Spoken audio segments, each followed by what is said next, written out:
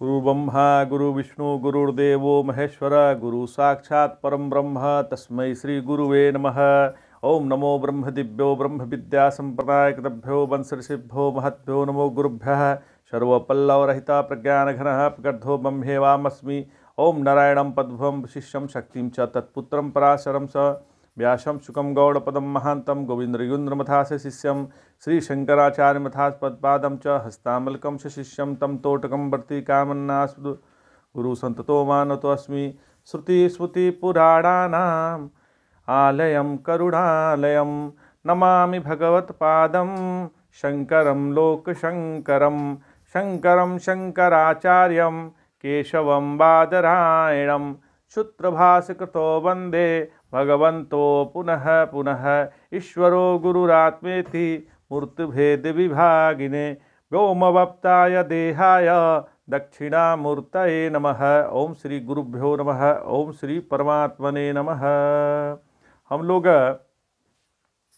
श्रीमद् भगवत गीता जी के 8वें अध्याय का अध्ययन कर रहे हैं। भगवान कहते हैं धूमो रात्रिस्तथा कृष्णः तन्मासा दक्षिणायनम तत्र चंदमसं ज्योतिर्योगिं प्राप निवर्तते। अर्थात जिस काल में धूम रात्रि कृष्ण पक्ष और दक्षिणायन के 6 मासों के देवता रहते हैं, उसमें मरकर गए हुए कर्मकांडी चंद्रलोक को प्राप्त होकर मतलब भोग समाप्त होने पर लौट आते हैं। अब इसका तात्विक अर्थ समझते हैं। धूमो रात्रिस्तथा कृष्णः, लोग राग और द्वेष से जल रहे हैं तो धुआं उठ रहा है। रात्रि माने बिल्कुल अंधकार है और दिल काला हो गया है, इतना धुआं से भर गया है कि उसकी दीवारें काली हो गई है। महाराज कृष्ण, हमारा जीवन संसार से उत्तरायण नहीं दक्षिणायन हो गया है।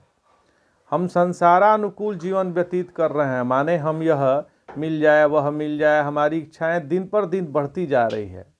जिसका संपूर्ण कौशल संसार के संपादन में संलग्न है तो वह दक्षिणायन है।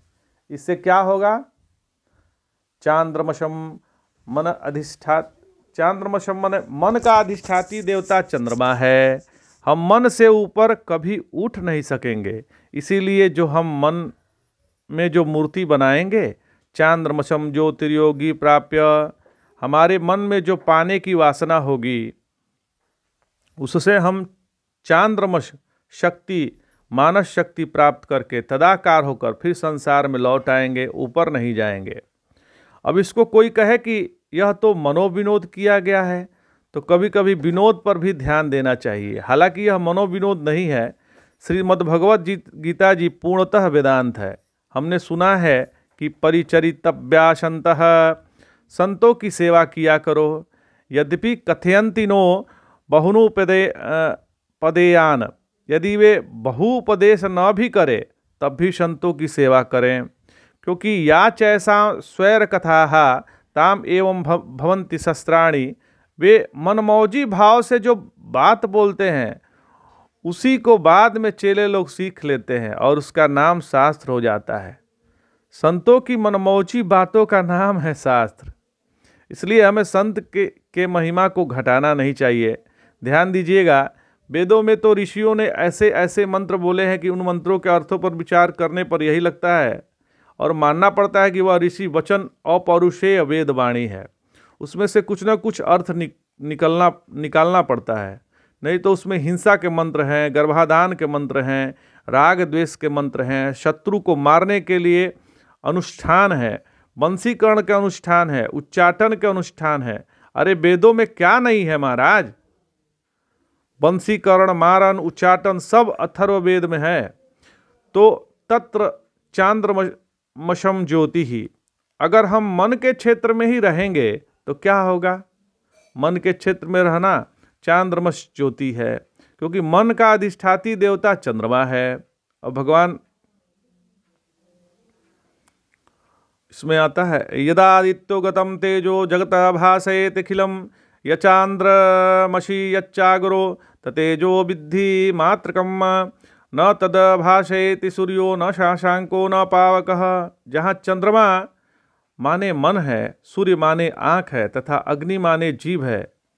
तो एक निवेदन है, जितने भी टीकाकारों ने इस प्रसंग के इन श्लोकों का अर्थ किया है, उन्होंने धूमो रात्रिस्तथा कृष्णः और षड्मासा का तत्त अभिमानी देवता परख ही अर्थ किया है। इसके पहले भी अग्नि ज्योतिरः शुक्लः है, इसका भी अर्थ है अग्नि अभिमानी देवता, ज्योति अभिमानी देवता, शुक्ल पक्षाभिमानी देवता, षड्मासा अभिमानी देवता किया हुआ है। तथा ऐसा भी अर्थ कुछ आचार्यों द्वारा है कि एक देवता दूसरे देवता को समर्पित करते हैं और एक क्षेत्र से दूसरे क्षेत्र में जाते हैं। उपनिषद में भी वैसा ही वर्णन है। इसलिए जब देवता आधिदेव परक अर्थ है, जब देवता का आधिदैवक परक अर्थ है, तब उसका अध्यात्म परक अर्थ स्वीकार करने में क्या आपत्ति है। प्रत्येक श्लोक का अर्थ आधि भौतिक ही नहीं होता। उत्तरायण में मरो या दक्षिणायन में मरो, यह आधि भौतिक अर्थ हुआ। और अभिमानी देवता छोटा देवता बड़े देवता को अर्पण करता है, यह आधिदैविक अर्थ हुआ। और मैं आपको जो सुन रहा हूँ वह आध्यात्मिक अर्थ है। इसलिए शास्त्र पुराणों का पढ़ने की एक विद्या होती है। इसी को समझाने के लिए भगवान अगला श्लोक कहते हैं, शुक्ल कृष्णे गतिर् हेते जगतः शाश्वते मते एकया यात्यनावृति मन्यया वर्तते पुनः। अर्थात जगत के दो ये शुक्ल माने देवयान और कृष्ण माने धूमयान मार्ग सनातन माने गए हैं। इसमें एक के द्वारा अपुनरावृत्ति पुनः न लौटने का प्राप्त होता है और दूसरे के द्वारा गया हुआ फिर लौट आता है। अर्जुन को दृष्ट और श्रुत भोगों से वैराग कराना है, क्योंकि उसकी आस्था कर्मकांड में भी अधिक थी। इसलिए यहाँ उपासकों को प्राप्त होने वाले शुक्ल मार्ग और कर्मकांडियों को प्राप्त होने वाले कृष्ण मार्ग का वर्णन किया गया है। ये दोनों मार्ग अज्ञानियों के लिए है, ज्ञानी तो कहीं आता जाता नहीं। यह जगत की शाश्वत गति है। यह जगत की शाश्वत गति है कि यहाँ बुराई करोगे तो आने जाने में लगे रहे पड़ोगे, और अच्छाई करोगे तो मुक्ति का द्वार मिल जाएगा। निष्काम पुण्याचरण मुक्ति का द्वार है और सकाम पुण्याचरण गमनागमन का द्वार है। पापाचरण अधोगति का द्वार है। त्रिविधम नरकशेदम द्वारम नाशनात्मात्मनम नः।